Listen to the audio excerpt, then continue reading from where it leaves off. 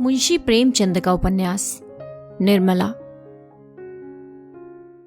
मुंशी प्रेमचंद का उपन्यास निर्मला। उस दिन अपने प्रगाढ़ प्रणय का सबल प्रमाण देने के बाद मुंशी तोताराम को आशा हुई थी कि निर्मला के मर्म स्थल पर मेरा सिक्का जम जाएगा, लेकिन उनकी ये आशा लेश मात्र भी पूरी न हुई। बल्कि पहले तो वो कभी कभी उनसे हंसकर बोला भी करती थी, अब बच्चों ही के लालन पालन में व्यस्त रहने लगी। जब घर आते बच्चों को उसके पास बैठे पाते, कभी देखते उन्हें नहला रही है, कभी कपड़े पहना रही है, कभी कोई खेल खिला रही है और कभी कोई कहानी कह रही है। निर्मला का तृषित हृदय प्रणय की ओर से निराश होकर इस अवलंब ही को गनीमत समझने लगा। बच्चों के साथ हंसने बोलने में उसकी मात्र कल्पना तृप्त होती थी। पति के साथ हंसने बोलने में उसे जो संकोच, जो अरुचि तथा जो अनिच्छा होती थी, यहाँ तक कि वो उठकर भाग जाना चाहती थी, उसके बदले बालकों के सच्चे सरल स्नेह से चित्त प्रसन्न हो जाता था। पहले मनसाराम उसके पास आते हुए झिझकता था, लेकिन मानसिक विकास में 5 साल छोटा। हॉकी और फुटबॉल ही उसका संसार, उसकी कल्पनाओं का मुक्त क्षेत्र तथा उसकी कामनाओं का हरा भरा बाग था। इकहरे बदन का छरहरा सुंदर हसमुख लज्जाशील बालक था, जिसका घर से केवल भोजन का नाता था। बाकी सारे दिन ना जाने कहाँ घूमा करता। निर्मला उसके मुंह से खेल की बातें सुनकर थोड़ी देर के लिए अपनी चिंताओं को भूल जाती और चाहती थी एक बार फिर वही दिन आ जाते जब वो गुड़िया खेलती और उसके ब्याह रचाया करती थी, और जिसे अभी बहुत ही थोड़े दिन गुजरे थे। मुंशी तोताराम अन्य एकांत सेवी मनुष्यों की भांति विषयी जीव थे। कुछ दिनों तो वो निर्मला को सैर तमाशे दिखाते रहे, लेकिन जब देखा कि इसका कुछ फल नहीं होता तो फिर एकांत सेवन करने लगे। दिन भर के कठिन मासिक परिश्रम के बाद उनका चित्त आमोद प्रमोद के लिए लालायित हो जाता, लेकिन जब अपनी विनोद वाटिका में प्रवेश करते और उसके फूलों को मुरझाया, पौधों को सूखा और क्यारियों से धूल उड़ती हुई देखते तो उनका जी चाहता क्यों न इस वाटिका को उजाड़ दूं। निर्मला उनसे क्यों विरक्त रहती है, इसका रहस्य उनकी समझ में न आता था। दंपति शास्त्र के सारे मंत्रों की परीक्षा कर चुके, पर मनोरथ पूरा न हुआ। अब क्या करना चाहिए ये उनकी समझ में न आता था। एक दिन वो इसी चिंता में बैठे हुए थे कि उनके सहपाठी मित्र नयन सुखराम आकर बैठ गए और सलाम वलाम के बाद मुस्कुरा कर बोले, आजकल तो खूब गहरी छंती होगी, नई बीवी का आलिंगन करके जवानी का मजा आ जाता होगा। बड़े भाग्यवान हो भाई, रूठी हुई जवानी को मनाने का इससे अच्छा कोई उपाय नहीं कि नया विवाह हो जाए। यहाँ तो जिंदगी बवाल हो रही है। पत्नी जी इस बुरी तरह चिमटी हैं कि किसी तरह पिंड ही नहीं छोड़ती। मैं तो दूसरी शादी की फिक्र में हूँ, कहीं डॉल हो तो ठीक ठाक कर दूं। दस्तूरी में एक दिन तुम्हें उसके हाथ के बने हुए पान खिला देंगे। तोताराम ने गंभीर भाव से कहा, कहीं ऐसी हिमाकत ना कर बैठना, नहीं तो पछताओगे। लौंडिया तो लौंडों से ही खुश रहती हैं, हम तुम अब उस काम के नहीं रहे। सच कहता हूँ, मैं तो शादी करके पछता रहा हूँ। बुरी बला गले पड़ी। सोचा था 2-4 साल और जिंदगी का मजा उठा लूं, पर उल्टी आते गले पड़ी। नयन सुख, तुम क्या बातें करते हो? लौंडियों को पंजों में लाना क्या मुश्किल बात है? जरा सैर तमाशे दिखा दो, उनके रंग रूप की तारीफ कर दो, बस रंग जम गया। ये सब कुछ करके धर के हार गया। अच्छा, कुछ इत्र तेल फूल पत्ते चाट वाट का भी मजा चखाया? आजी ये सब कर चुका, दंपति शास्त्र के सारे मंत्रों का इम्तिहान ले चुका, सब कोरी गप्पे हैं। अच्छा, तो अब मेरी एक सलाह मानो, जरा अपनी सूरत बनवा लो। आजकल यहाँ एक बिजली के डॉक्टर आए हुए हैं जो बुढ़ापे के सारे निशान मिटा देते हैं।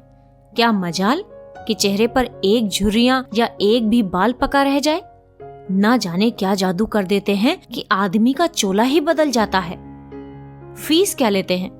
फीस तो सुना है शायद 500 रुपए। अजी कोई पाखंडी होगा, बेवकूफों को लूट रहा होगा। कोई रोगन लगाकर 2-4 दिन के लिए जरा चेहरा चिकना कर देता होगा। इश्तिहारी डॉक्टर पर तो अपना विश्वास ही नहीं, 10-5 की बात होती तो कहता जरा दिल लगी ही सही। 500 रुपए बड़ी रकम है। तुम्हारे लिए 500 रुपए कौन सी बड़ी बात है? 1 महीने की आमदनी है। मेरे पास तो भाई 500 रुपए होते तो सबसे पहला काम यही करता। जवानी के 1 घंटे की कीमत 500 रुपए से कहीं ज्यादा है। अजी कोई सस्ता नुस्खा बताओ, कोई फकीरी जड़ी बूटी जो बिना हर फिटकरी के रंग चोखा हो जाए। बिजली और रेडियम बड़े आदमियों के लिए रहने दो, उन्हीं को मुबारक हो। तो फिर रंगीलेपन का स्वांग रचो। ये ढीला ढाला कोट फेंको, तंग जेब की चुस्त अचकन हो, चुन्नटदार पजामा, गले में सोने की जंजीर पड़ी हुई, सिर पर जयपुरी साफा बांधा हुआ, आंखों में सुरमा और बालों में हिना का तेल पड़ा हुआ। तोंद का पिचकना भी जरूरी है। दोहरा कमरबंद बांधे जरा तकलीफ तो होगी, पर अचकन सज उठेगी। खिजाब मैं ला दूंगा। 150 गजलें याद कर लो और मौके से शेर पढ़ो। बातों में रस भरा हो, ऐसा मालूम हो कि तुम्हें दीन और दुनिया की कोई फिक्र नहीं। बस जो कुछ है प्रियतमा ही है।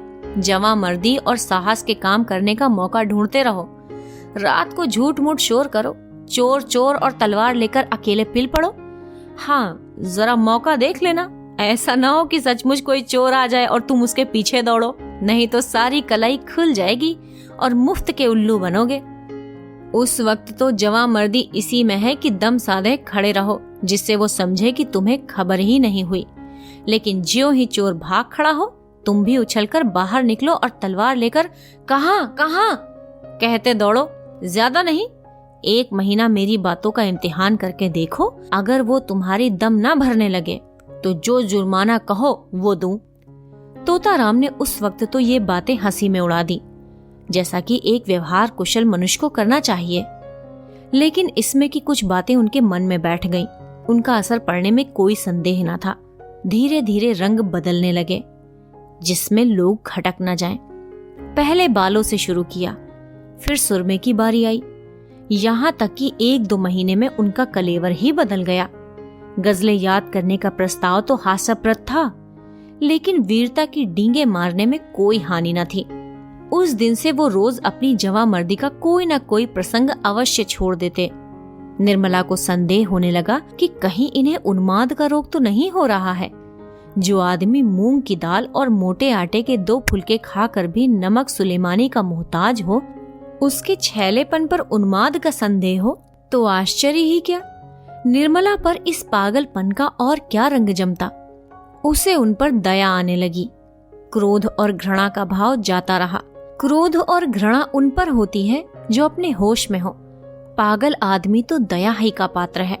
वो बात बात में उनकी चुटकियां लेती, उनका मजाक उड़ाती, जैसे लोग पागलों के साथ किया करते हैं। हाँ, इसका ध्यान रखती कि वो समझ न जाएं।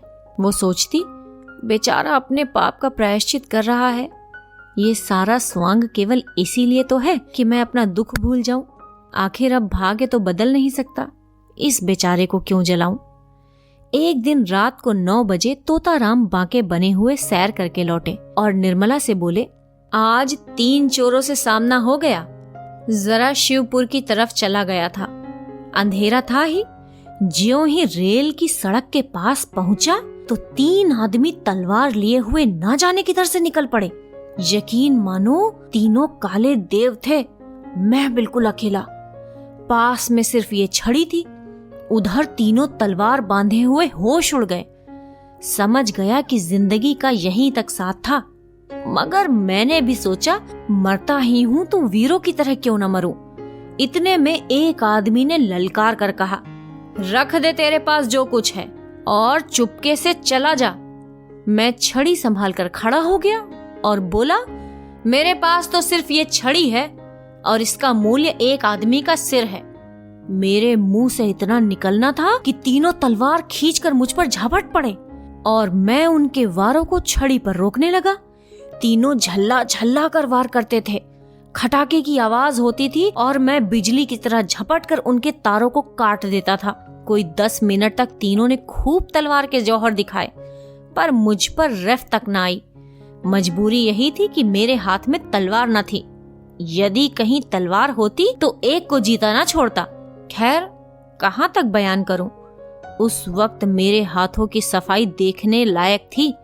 मुझे खुद आश्चर्य हो रहा था कि ये चपलता मुझ में कहां से आ गई।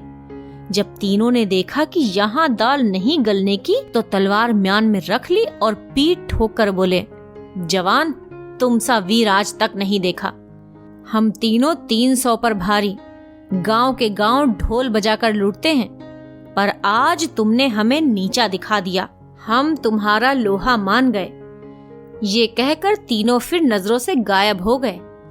निर्मला ने गंभीर भाव से मुस्कुराकर कहा, इस छड़ी पर तो तलवार के बहुत से निशान बने हुए होंगे।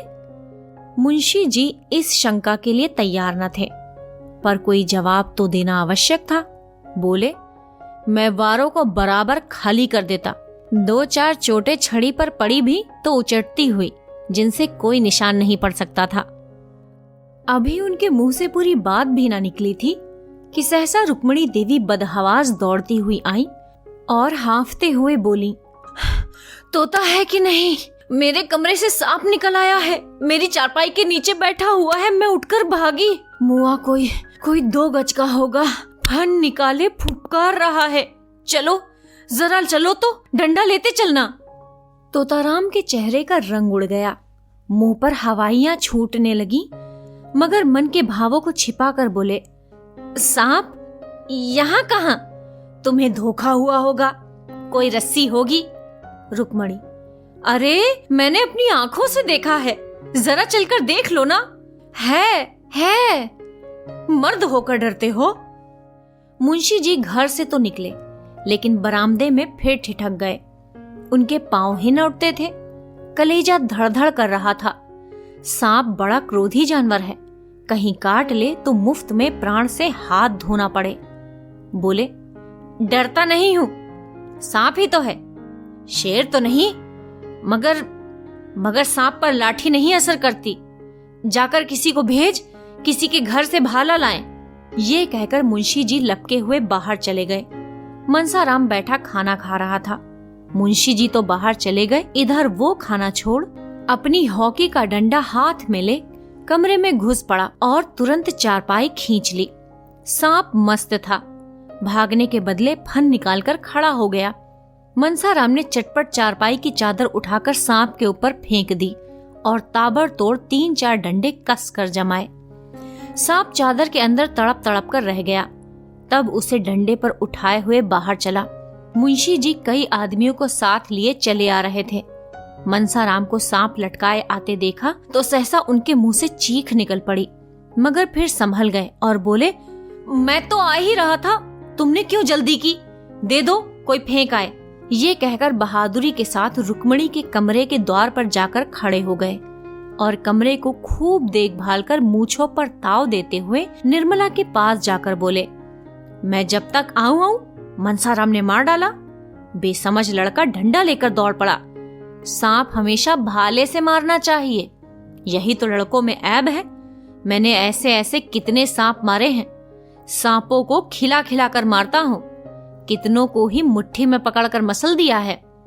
रुक्मिणी ने कहा, जाओ भी, देख ली तुम्हारी मर्दानगी।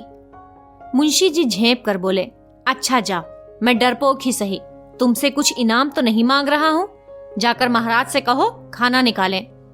मुंशी जी तो भोजन करने गए और निर्मला द्वार की चौखट पर खड़ी सोच रही थी, भगवान, क्या इन्हें सचमुच कोई भीषण रोग हो रहा है? क्या मेरी दशा को और भी दारुण बनाना चाहते हो? मैं इनकी सेवा कर सकती हूँ, सम्मान कर सकती हूँ, अपना जीवन इनके चरणों पर अर्पण कर सकती हूँ, लेकिन वो नहीं कर सकती जो मेरे किए नहीं हो सकता। अवस्था का भेद मिटाना मेरे वश की बात नहीं। आखिर ये मुझसे क्या चाहते हैं? समझ गई। ये बात पहले ही नहीं समझी थी, नहीं तो इनको क्यों इतनी तपस्या करनी पड़ती, क्यों इतने स्वांग भरने पड़ते। मुंशी प्रेमचंद का उपन्यास निर्मला, कथावाचक सोनम।